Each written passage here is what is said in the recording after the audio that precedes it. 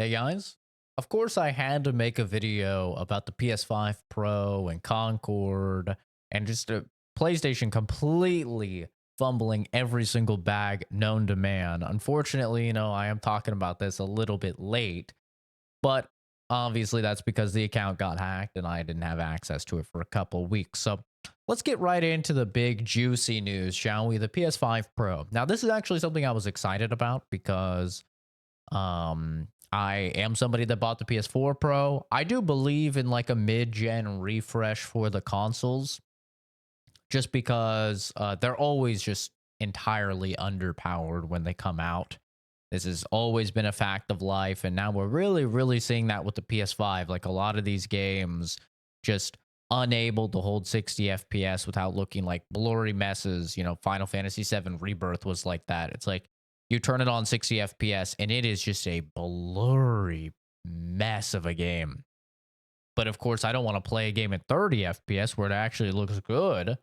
And I hate having to make that decision. So, typically like the PS4 Pro would allow me to see 60 FPS and have it actually look good as well. So I was actually excited for the PS5 Pro until I saw the price tag, $700 without a disk drive. After you get the disk drive and you apply tax and stuff, you're looking at like $850 probably, which is insane, dude. That is insane. And I gotta be honest, I kind of blame a lot of you guys out there for the PS5 Pro not having a disk drive, because I know so many people that were like, oh, it's $100 cheaper. I'm just going to get the PS5 all digital instead. I'm just going to get the Xbox all digital. And what you're doing when you make that purchasing decision is one, it's just a stupid purchasing decision. And the reason why it's stupid is because let me give you a real life example. Astrobot. Okay, this just came out for the PS5. I bought it, the physical edition. I'm playing through. I'm going to beat Astrobot, and then I'm going to sell Astrobot on eBay for probably $50, $55. So it will cost me about $10 or $5 to play the entirety of Astrobot. Now, if I was on digital only, I would be screwed. I would just buy Astrobot, I'd download it, and I would just have it forever, which is nice. But if I ever want to play Astrobot again, I can pick it up again, the disc, and it'll be infinitely cheaper, right? Down the line, it'll probably be $10, $15 to pick it up. So in the long run, you save way more than $100 by getting the physical media. If I had to guess, I would say I've probably saved about $700 or $800 already just in the PS5 generation alone from doing this, from buying discs, playing the game, and then selling the game. During the PS4 generation, I would say I've saved thousands of dollars easily by the fact that, it's costing me $5 to play a game instead of 60. And so obviously, like, it's just a really dumb decision to buy all digital, but you're also sending, the companies a message that you don't need discs, disk drives aren't important to you, and that what is important, is that you maybe get it a little bit cheaper, but it's all digital. So I do blame a lot of the people buying those versions, for this push to all digital, but I think it's $80 or $90 for just the disc drive for the PS5 Pro, which is just absurd, dude. That's crazy. I don't care if it is a 4K Blu-ray player. I don't care. That's still way too expensive, dude. Maybe 50, but it's just too much, man. It's insane. And then on top of that, these specs are not that impressive.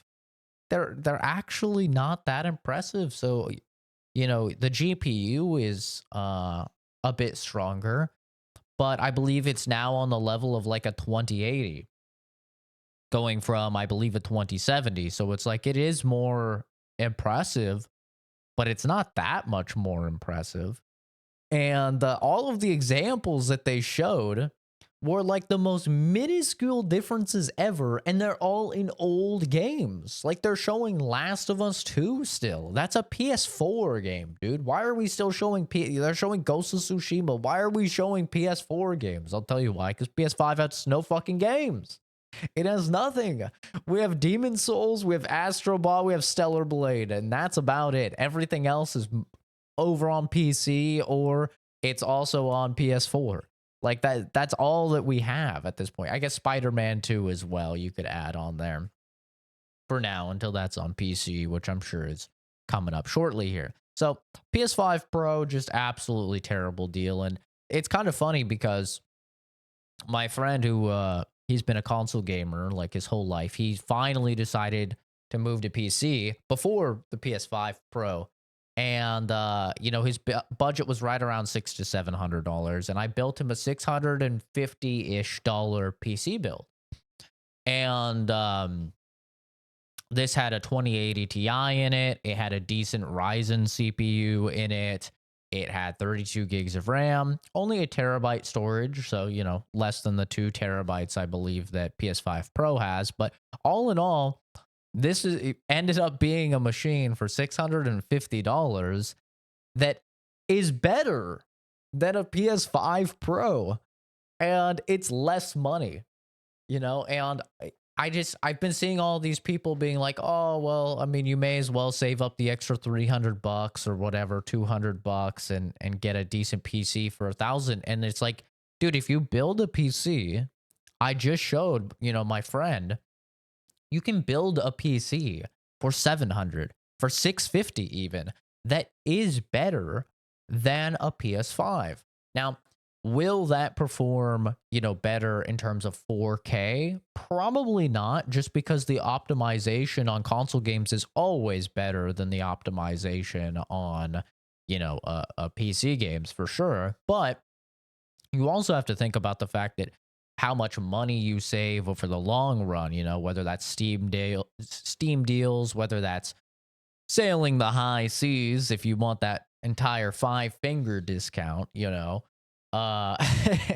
which a lot of people are doing with the Sony games these days, which I'll get into shortly when I talk about the forced PSN integration. But you know, you don't have to pay for online. There's so many ways that you save money, you know, in the long run on PC. Even just, you know, getting keys for games day one, you're typically paying $50 for like a $60 or $70 game. So you're like already just saving on brand new releases even. So yeah, it's kind of crazy to me seeing people be like, well, you know, it's practically a PC. No, you can build a PC.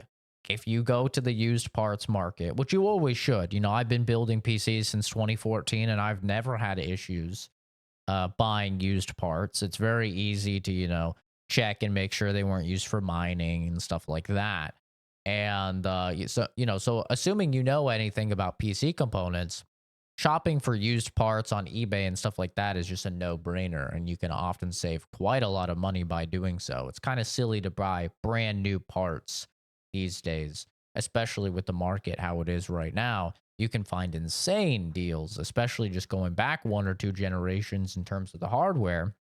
You can get some crazy deals on the 3000 series cards, and then some infinitely crazier deals if you go back to the 2000 series. And, you know, I have a friend that has a 1080 and he's still playing like all of the newest releases. You know, he's not playing them in 4K, he's playing them at 1080p. But, you know, if you look at Steam, the majority of people are still in 1080p, and then a decent amount are at 1440p, and almost nobody's at 4K. Like almost no PC gamers are at 4K, because I'll be honest, as somebody with a 4K capable device, it's still at, you know, 1440p. It's just not worth it. The increase in visual fidelity is nice, but it's not worth having your frame rate. It's almost never going to be like worth that. So just crank up the graphics in 1440p and enjoy, man. So that was the one big controversy with the PS5 Pro. Then we have Concord, which I think I am probably one of the only people on the entire internet that actually played Concord. Uh, it's like I see so many people being like, I've never even heard of Concord. I never even knew it existed until after all the controversy. Um, so many people just didn't play it. I actually played the game.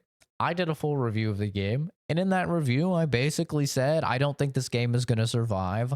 I think it absolutely should be free to play. The fact that it's $40 is criminal because it does nothing better than its competitors, and its competitors are all free to play. And lo and behold, we fast forward a couple weeks, the game's closed down, and now reports are that Sony has lost $400 million. Ooh, that's rough. And this is also after, like, Amazon is going to have that show by Blob or Blue Entertainment or whoever. It's a bunch of like video game inspired, episodes. They're going to have Seafood. They're going to have Warframe. They're going to have Outer Worlds. They're going to have like a bunch of these game properties. And one of them was supposed to be a Concord episode. So that'll be interesting to see if they just scrap an entire episode of a show for Amazon or not. But yeah, they put way too many eggs in this basket. And this basket was, coming out way too late. Like, Hero Shooter, dude, that ship sailed a long, long time ago. Overwatch has been, the leader for so long now in that territory. And if you're going to release something, you need to be able to compete with, the leader of the genre. And there was just no way that game could compete with Overwatch. The characters were ugly, which, is not really something I care about, but the general populace definitely cares about, especially when there's so many people that only know Overwatch characters through porn. It's like there's a lot of people that don't even know Widowmaker is a character in Overwatch. They just know her, same with Mercy. They know her as like the porn girl. So it's like you got to be able to compete with Overwatch, with the characters that everybody knows, with the actual very smooth netcode and gameplay that's there, with the team building, and it didn't do any of that. There was like no teamwork at all in the game. Time to kill was insanely long, so it did not feel very impactful when you were playing well, because if you just fought multiple enemies, you were screwed. The customization for the characters was just not there, and it was pretty clear that there was going to be tons of microtransactions in the game, at least from what I played. And so all of that, I just had a feeling it was, not going to do well. I thought personally it was going to last like a couple weeks, and then they were going to make it free to play. And so I'll be honest, I was surprised when they decided to just take it down entirely. But, probably will go down in history as the biggest failure in video game history. I mean, it's a really, really bad, and it's deserved. It's deserved when you start to see how some of the, developers were treating people on Twitter and stuff and calling them talentless freaks, I believe they called them, which is just not a good look, bro. Talentless freaks, really? Just because they don't like your game?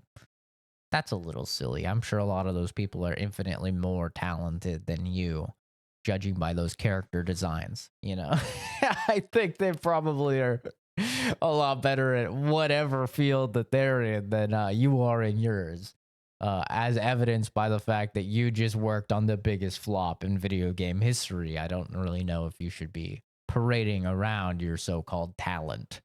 But then the final thing I want to talk about for just PlayStation L's is the forced PSN integration. Now, this is something I've talked in the past, with the Helldivers 2 controversy, when they put that in, and basically still to this day, even though people were like, yeah, we won, they didn't really win, because all those countries that previously could not play the game because of the PSN restrictions still cannot play Helldivers 2, and now they can't play any Sony game, and that's very, very apparent with the release of God of War Ragnarok. Now, Ragnarok, to most people, I think, is a better game than God of War 2018. Personally, I prefer God of War 2018, but a lot of people like Ragnarok more, and Ragnarok was definitely, a strong contender for Game of the Year when it came out.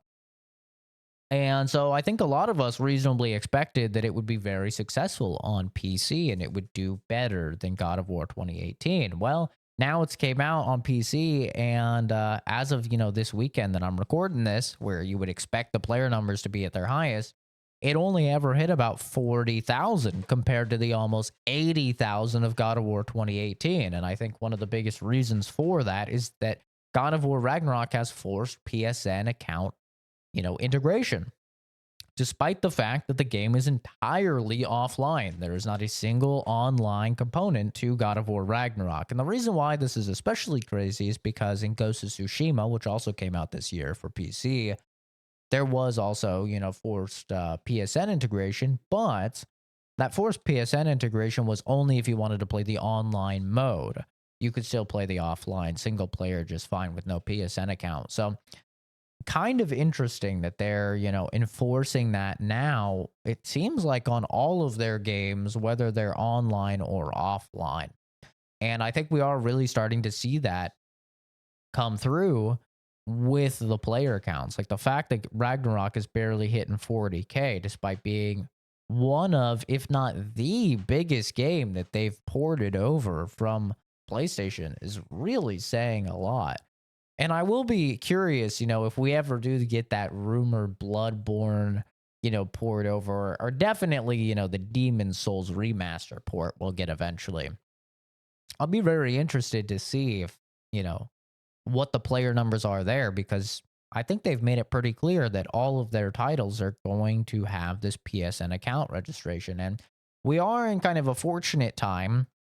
I don't typically advocate for piracy, but we are in a fortunate time where, as of right now, none of the Sony games are actually utilizing Denuvo or any other form of DRM, which means that day one, these games are cracked and you can torrent any of the, PlayStation titles coming to PC. And the reason why I say that's fortunate is because if you are in one of these countries where you literally, legally cannot purchase these games because you cannot create a PSN account, then at least you can torrent the game and you can play the game that way, and it's kind of unfortunate, but I think that that's probably one of the best arguments for torrenting at that point, man, is like, listen, I really want to play this game. I would give them my money to play the game, but they have this PSN account linking and I legally cannot do that in my country. I think that is probably one of the best arguments for being able to torrent a game, whether you like the legality of it or not. I mean, these guys are probably willing to pay and they can't. So they're going to, play the game in whatever way they can. And in this case, it's torrenting. So just another huge L that we're seeing from them. And, I'll be honest, I did not think that it would cross over to the single player only games. I know I made a video when the Helldivers 2 thing came out, and I said, like, yeah, this is going to be normal going forward. You can look at Ghost of Tsushima. This was before Ghost of Tsushima was out. I was like, you can look at Ghost of Tsushima. It says it needs PSN account linking as well. But then when they said it's only for the online, I was like, oh, okay, so it's probably just going to be for online stuff then only. But no, they're doing it on every single thing that they release on PC now. And, for me, I've been in the PlayStation ecosystem. I probably got a PS3 back in like 2012 or something. So, back when playing online was free on PlayStation, that was actually my driving force because we were so poor that $50 a year for Xbox Live Gold was just becoming too much. So, it was either, you stay on Xbox, you pay $50 a year, and now you don't get a game a year, or you go over to PS3 and that $50 a year gets you a game instead, So that's what I ended up doing. So I've been in the PlayStation ecosystem for a very long time now. So, linking a PSN account is not really a big deal for me. But for a lot of these other people, even in the States, they just don't want to make other accounts. They don't want to make accounts for PlayStation, especially because they've been having so many security breaches in the past. They've been hacked more than any, billion-dollar company that I know, at least. And that's totally that's totally reasonable. I think it's totally rational to feel that way. And I think that it is just a giant L that they're taking, because Yeah, you're getting more signups for PSN because of this. Of course you are. Even if it's just one extra signup, you are obviously getting extra signups for PSN. But you're clearly losing out on a lot of sales, as indicated by Ragnarok. And you're also just clearly hampering, you know, your public image. Even if it's not just sales, like your public image is going down the shitter with all of these decisions, you know, combined. But it all kind of started with the Helldivers 2 PSN thing. And I think it's really disappointing to see, you know, PlayStation go down this route because, I mean, I'll be honest, like PS4 generation, Sony was king. Man, they were dominating. They were the good guys. They were owning. I think probably like the only L that they did the entire PS4 generation was making it so you now had to pay for online. But you know, other than that, they were king, man. They were releasing banger after banger. They were it seemed like they were like just really trying to get in everybody's good graces because Xbox had fumbled the bag, you know, so badly with the last generation. Now they were ahead, and it, you know, now we're just kind of seeing the turning point where it sucks because Microsoft is doing a lot right, but they're also doing a lot wrong with hiring and firing so many various studios and getting rid of people. But it's like they're also doing consumer friendly stuff with having everything on PC. But you know, at that point now, there's no point to even owning an Xbox. So I feel like just and now Nintendo is suing Power World. You know, it's like every single one of the big three just sucks right now. Like everybody sucks. And I don't know what the fuck is going on. Like, why is everybody in a competition to see who can be the biggest asshole? Like, I know that, you know, the gaming industry is very expensive, but and you know, Sony's losing a lot of money on Concord and Xbox is losing a lot of money on shit, probably Redfall and you know, probably Starfield as well. Like they're losing a lot of money, and it's like you have to make these cut costs or you have to make certain things more expensive. But Jesus Christ, man, like can we not be assholes for a second? Like this is why I advocate so hard now for people to swap to PC because it's like we don't have these controversies, dude. None of us have these controversies. Like when's the last thing that you heard about Steam that was bad? Like Steam is king, dude. They've had no controversies. In fact, they just had a universally beloved change where they implemented the Steam family sharing and Steam families, and it's awesome. It's incredibly good. It's way better than the previous family sharing. You know, I've been doing the beta for a few months now, and it's incredibly good. It's super generous. It allows, you know, you to buy one game and just share it amongst like 5, 6 people. It's super cool. You can play other people's games offline, which they have, you know, no reason to allow you to do. Like Steam is just getting every W known to man. PlayStation is getting every L known to man. Microsoft is going to have no men even working for them because they're fucking firing everybody. Nintendo is just suing anybody that competes with them, even though they haven't released a good fucking game out other than Zelda in forever. Like, when's the last good Pokemon game, bro? Maybe Pokemon Go, I guess you could maybe say. And that's not even on a Nintendo fucking console. That's on your phone. It's ridiculous, man. I don't know what the hell's going on, but I gotta say, Astrobot's good. You know, we got Astrobot, bro. Astrobot's good. Astrobot, you know, as you play that, man, it really does take you back to the good old days. I sound like a boomer, but it takes you back to the good old days of gaming, where it's just a complete fun, just a complete and fun game. That's it, man. And that's awesome. We need more of that in the gaming industry for sure. But anyway, that's my long rant about everything PlayStation and how they're just fucking up around every single corner, it feels like. Thanks for stopping by. Have a fantastic rest of your day. And I'll see all of you guys in the next video or Rooney. Bye bye.